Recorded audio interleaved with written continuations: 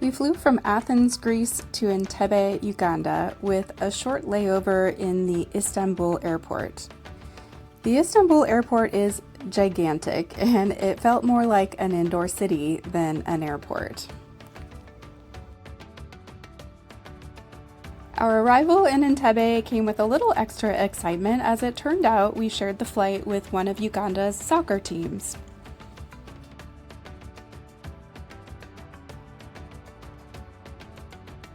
We arrived very early at our first hotel, where we checked in and got a little much-needed rest before getting up to explore the grounds and have a delicious breakfast.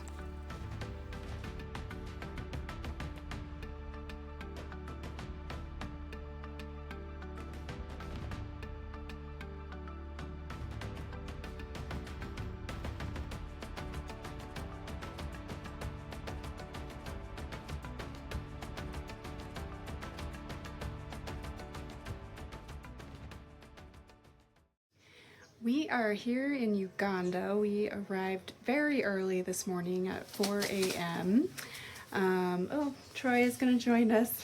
He's a little tired and grumpy still. Yeah, I am. But if you've been following us, we are mostly budgeted travelers, but this is not a budget part of our traveling. This is something we had planned over a year ago before we even decided to start traveling full time. And I turned 50 this year, so this was my 50th birthday trip. And some friends are meeting us for her 50th birthday also, and we are doing a tour safari. So it's about 12 days between here and Tanzania. And today we got here a little bit early, got here ahead of everybody else because we were a little closer, came from Athens instead of the US. And so we are setting off to explore a little bit on our free day today, and we are heading to the botanical gardens. I would just say or add that this was going to be our jumping off point at one point in time. We had planned to retire, and this would be our first trip, and then we would take off into the world and see what we could see.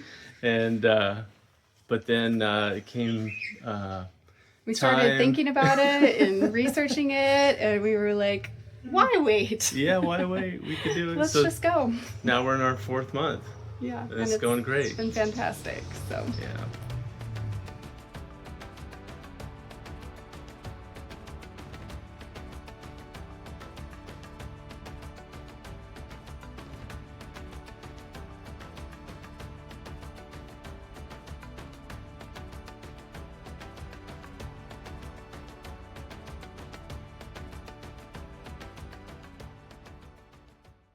I never really understood how people could be so into birding, but after being here for like 12 hours, we've seen so many cool ones already. I guess I can kind of see the appeal.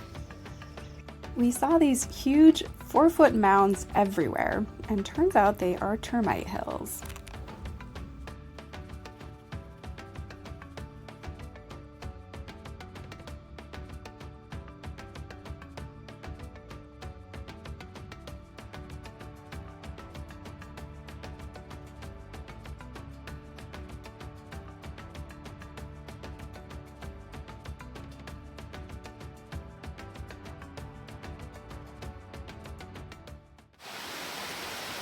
We got a little rainstorm going on.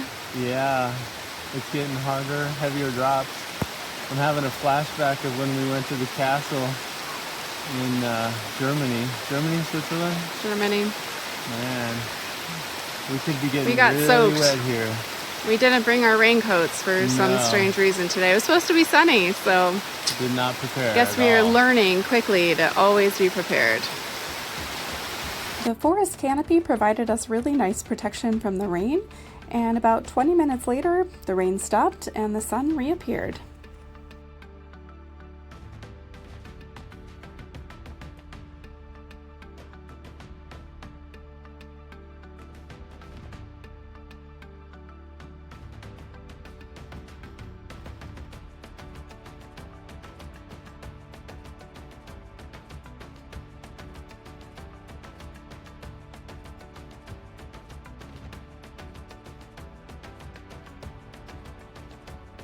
After leaving the botanical gardens, we walked about 15 minutes towards Lake Victoria to find a spot for lunch.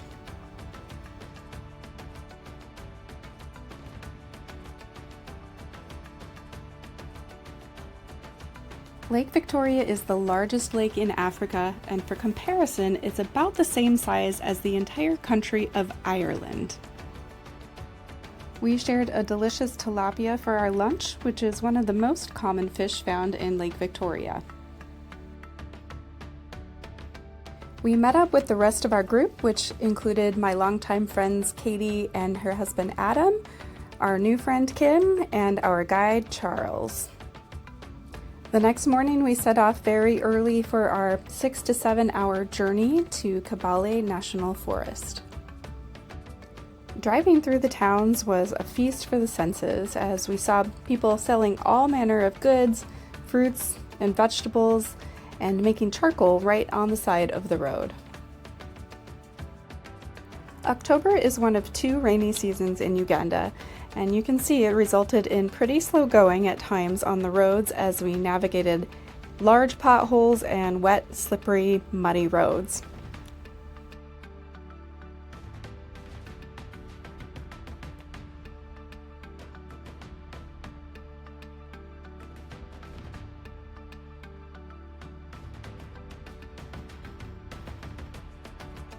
We arrived in Mburo National Park with quite a welcome from an entire troop of baboons.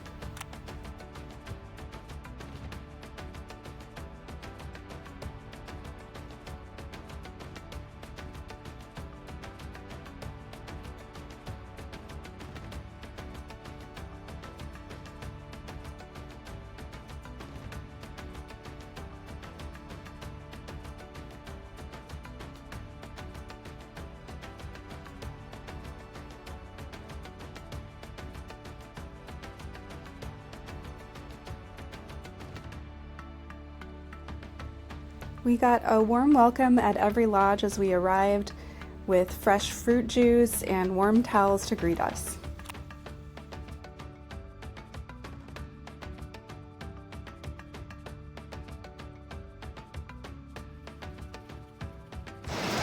After a brief rainstorm, we got checked into our beautiful rooms. Every room we had came equipped with mosquito netting, although the mosquitoes really were not as bad as expected on this trip.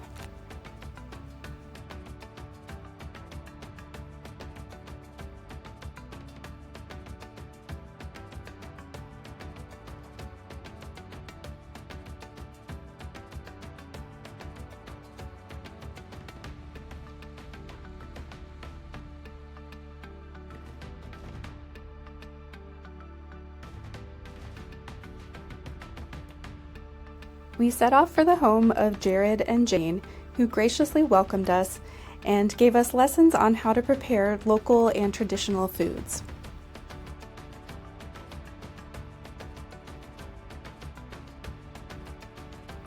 We began by preparing a variety of root vegetables, including cassava, yams, and potatoes, as well as long beans.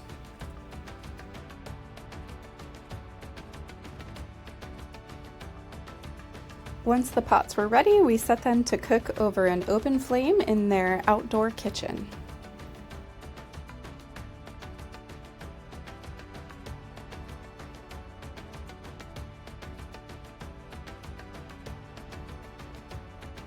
The family keeps a large variety of animals and also has a pretty extensive garden out in the back that we got to explore.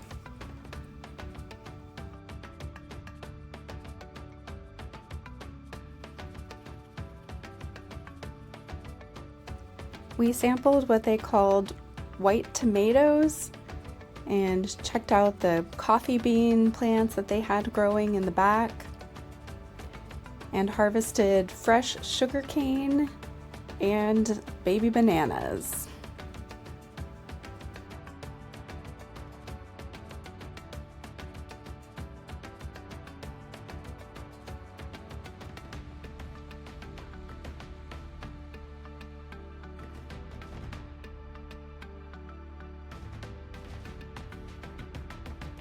We even got a lesson in how to carry the bananas like a local, And I think Katie did a pretty good job of taking our haul back to the house.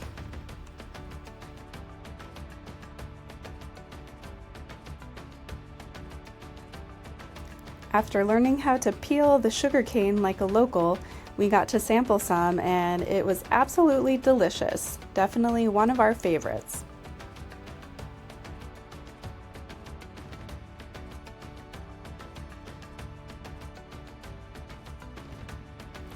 One of the children, James, climbed high up into the branches of a jackfruit tree to get us a fresh fruit to try.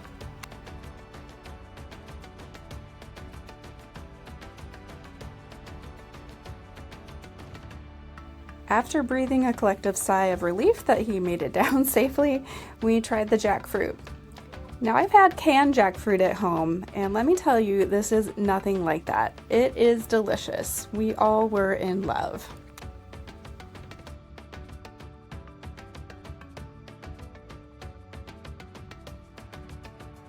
We returned to mash the bananas after being cooked, and now they are going to be wrapped into banana leaf and steamed to create a local dish called matoke.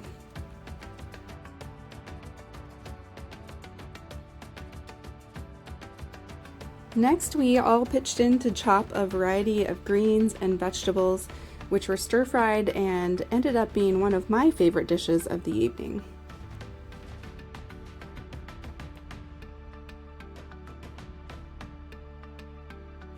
Katie had some fun introducing Carol to her rechargeable electric fan, which I'm pretty sure turned out to be her favorite part of the evening.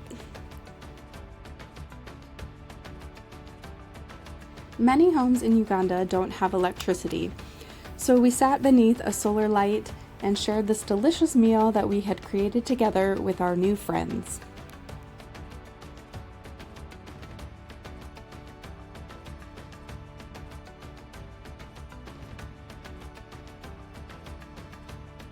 The next morning, we awoke early and set out for Mburo National Park in hopes of spending some time observing some chimpanzees.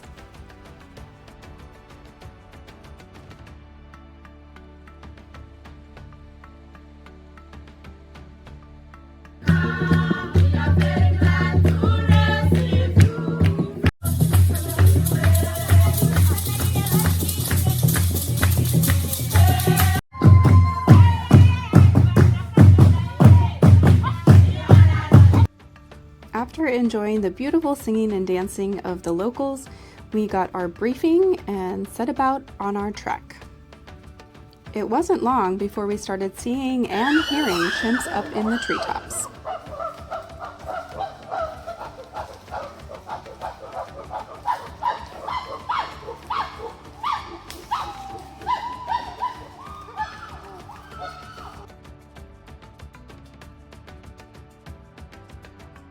Masks are worn when you're near the chimps because you can transmit diseases to them and vice versa.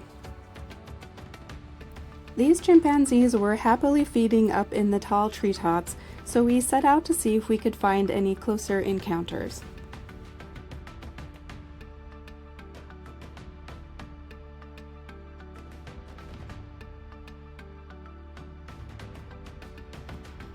The encounters don't get much closer than this when we are sharing a trail with a true local.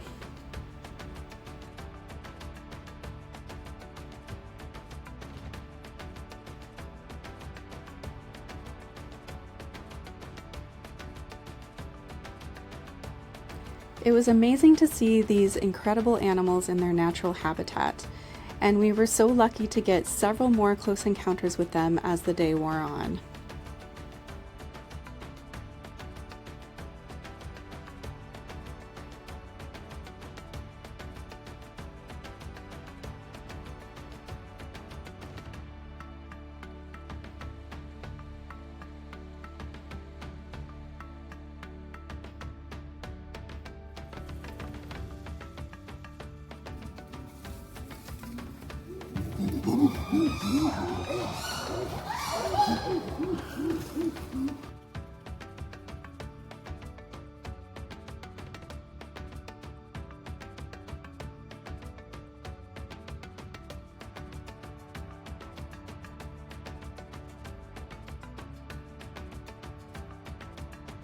The final surprise of the day came when we ran across a group of chimpanzees just hanging out in the middle of the road, which our guide Prosy said is a pretty rare occurrence. As you can see, this family of chimps is habituated to being around humans, so they could not have been less bothered by us there.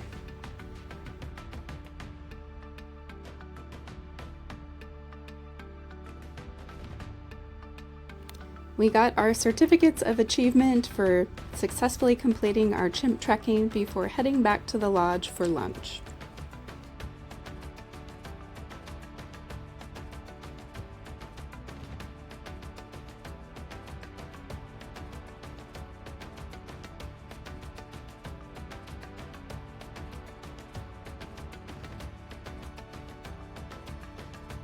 Troy and I headed out for a little nature walk around the lodge where we saw some beautiful foliage and more monkeys.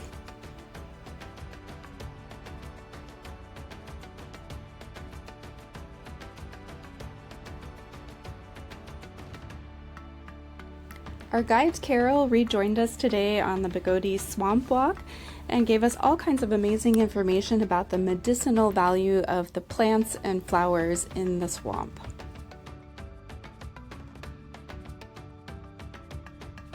These safari ants are the reason we all made the fashion choice to wear our pants tucked into our socks.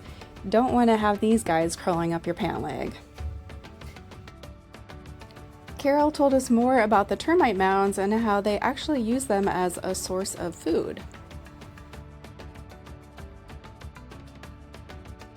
We saw 3 more species of monkeys on our walk, including the colobus monkey and the velvet monkey.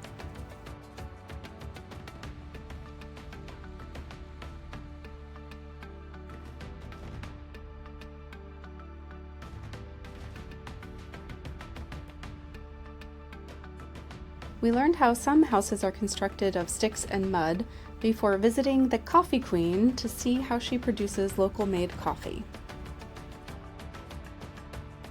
The coffee beans are first dried before being pounded to remove the outer husk. Monday, Coffee Queen. Tuesday, Coffee Queen.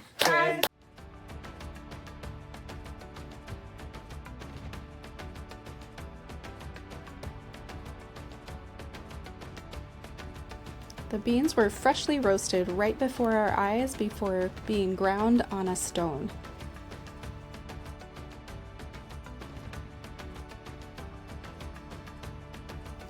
The beans are ground into a very fine powder, and yes, it's harder than it looks.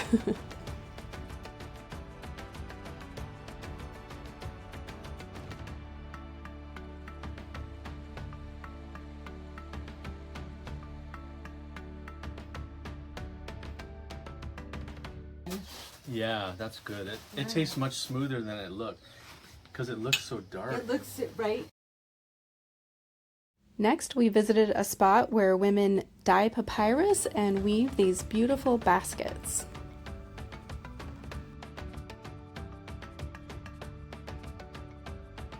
Finally, we visited the Banana Man, who makes fresh banana juice, banana beer, and banana gin.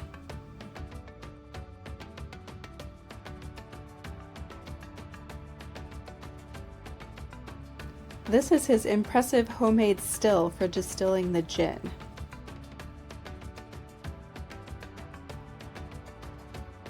After a long day, we headed home to relax before waking up the next morning early for another long travel day.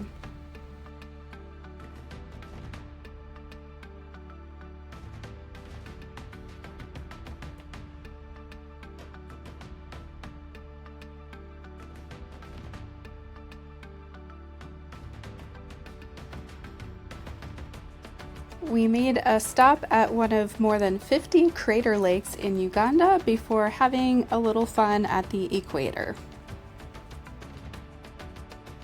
We had the top open for the first time as we hoped to see some elephants as we made our way through Queen Elizabeth National Park. And we were in luck. This guy crossed the road just after we passed, so our amazing driver backed all the way up so that we could get a closer look.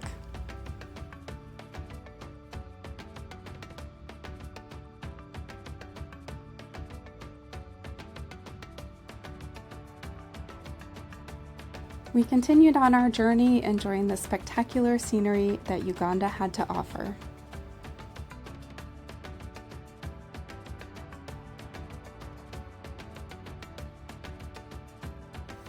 Driving is no joke in Uganda, especially with all the motorcycles or boda-bodas that are now popular there, so we were pretty happy to have a local expert escort us around.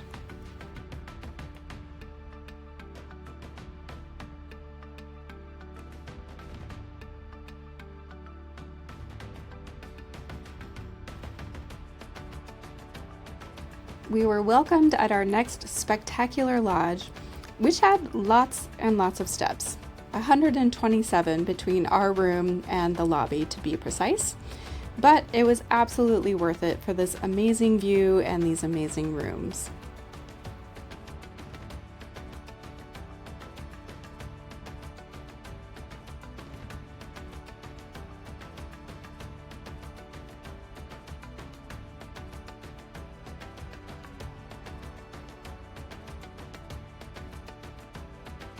We awoke early, hopeful and excited as we set off to windy, impenetrable forest, hoping to spend some time with some gorillas.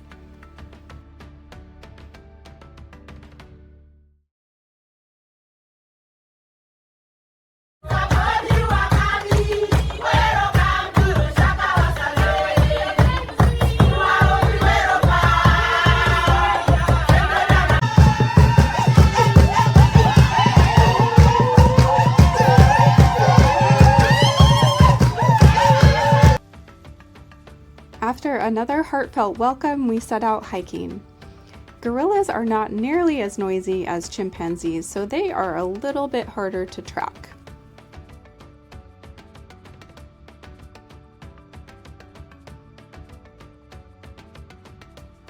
After hiking about an hour and a half through some beautiful landscape, we got word that the gorillas were nearby.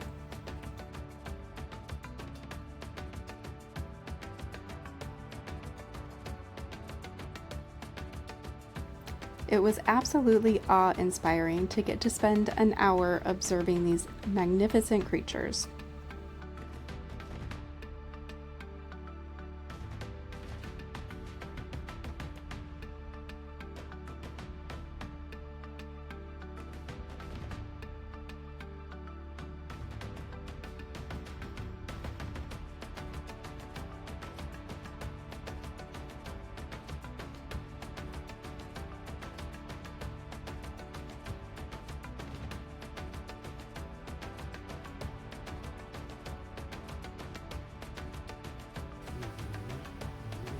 It was pretty fun to watch baby brother continually harassing his older brother, trying to get him to engage in play.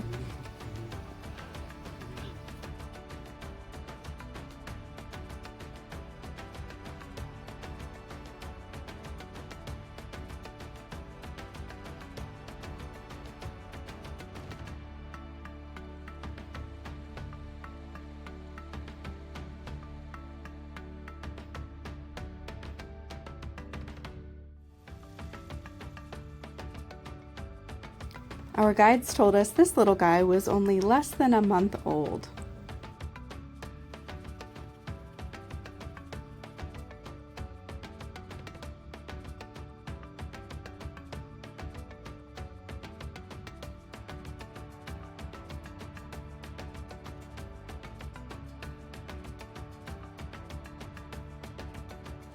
Sadly, it was time to go, but we felt so fortunate to have gotten to spend the time observing these amazing animals.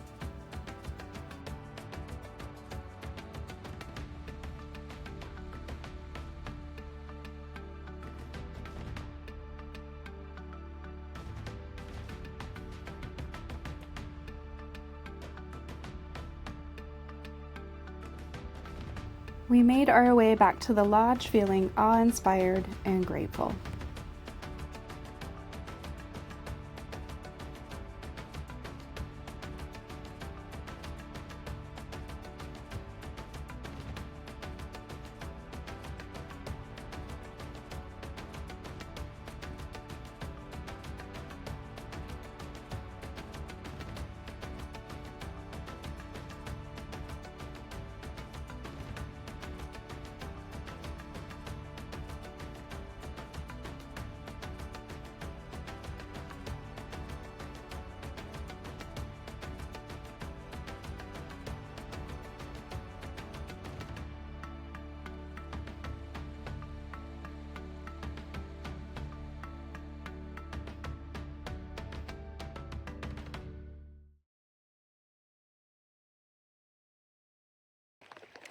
We are sitting in a real live dugout canoe paddling across a beautiful lake. It is raining, but it is lovely. Although it's very tippy. It's a little hard to control. Hopefully we don't end up in the lake. A little bit of rain, okay. Swimming in the lake, not too excited. We made it out of the lake with no mishaps in time for sunset and another delicious dinner.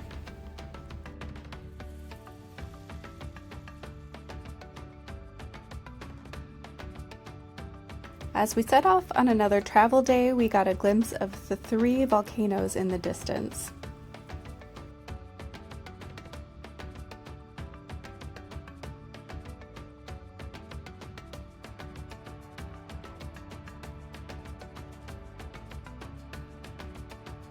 Because of the rain the previous evening, the roads were a little muddier and more treacherous than they had been, and we came across several stuck vehicles. This one made it out pretty quickly after we arrived, but then it was our turn.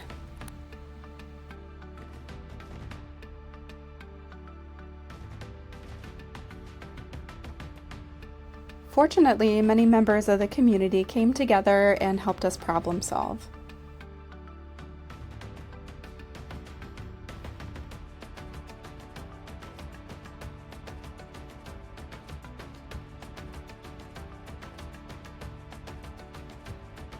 After making it past the trouble spot, our driver was a little nervous to stop, so he made it a little further down the road, and we were happy to trail behind to avoid any further mishaps.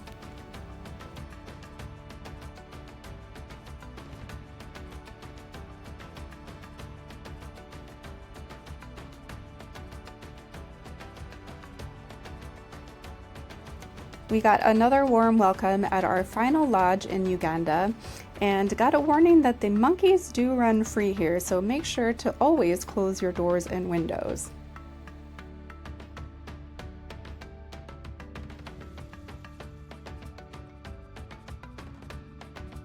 The food was delicious and plentiful everywhere that we went.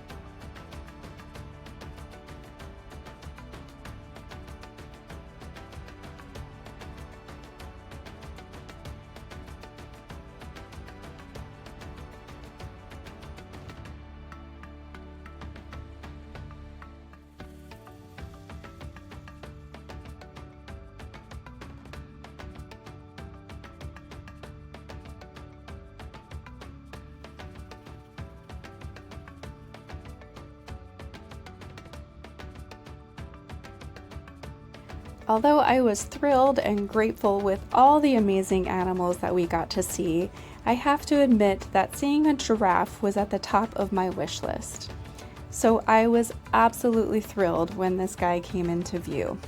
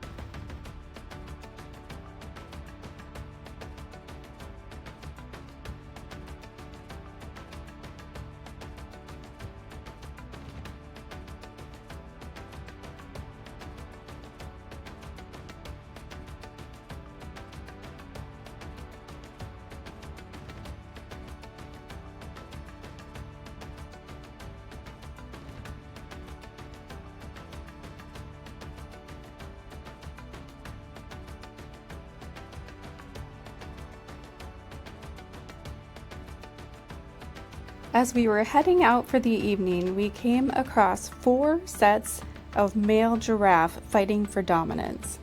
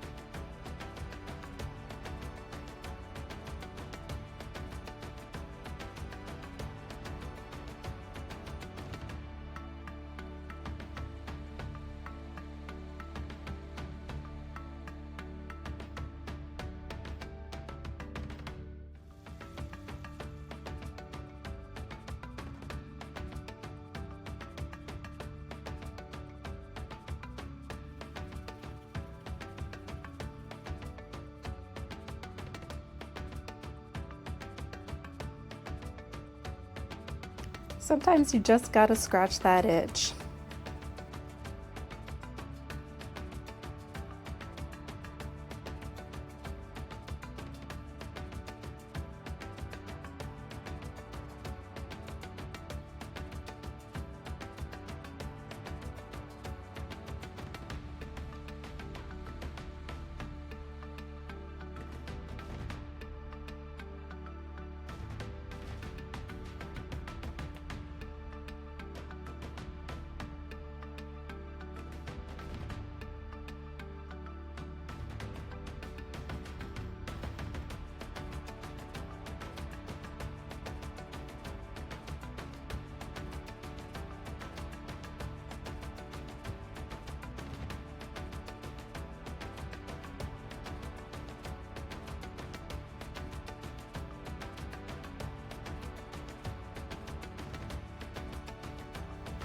We were really hoping to see hippos during our lake tour, and we were not disappointed.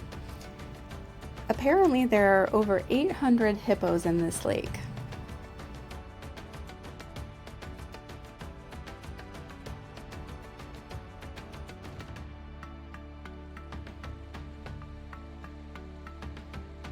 Because of the rain and cooler temperatures, we were told it was unlikely we would see a crocodile, but we were really lucky and got to see a baby crocodile.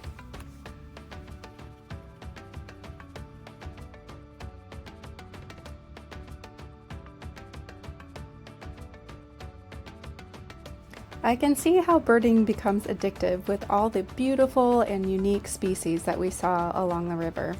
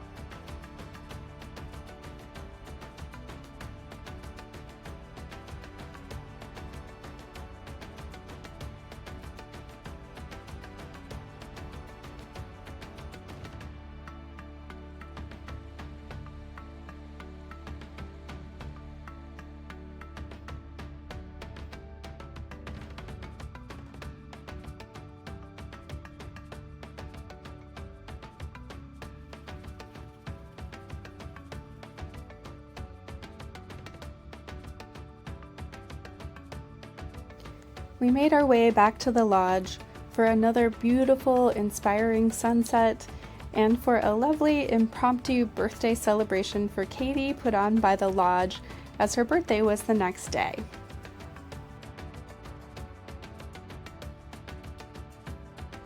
On our way back the next day, we made another stop to check out the Coriolis effect on the equator.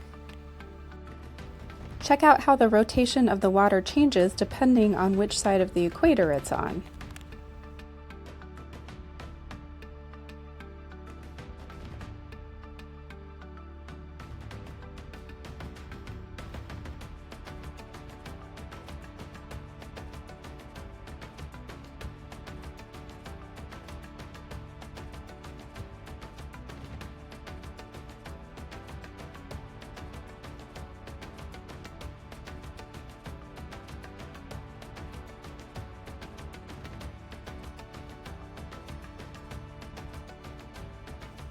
Elections in Uganda are planned for next January. We saw lots of billboards and signs everywhere we went through the towns promoting a specific candidate. There was also lots of campaigning going on, such as this one where a candidate was riding a caravan through the streets.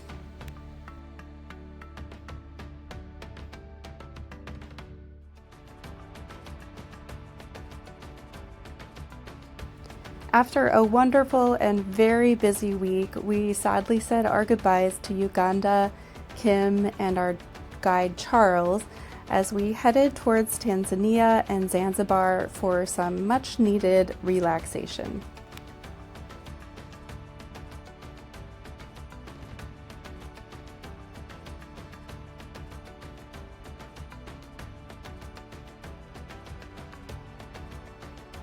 Uganda is a rugged and beautiful country filled with warm and joyful people, and if you ever have the chance to visit this magical place, jump at it.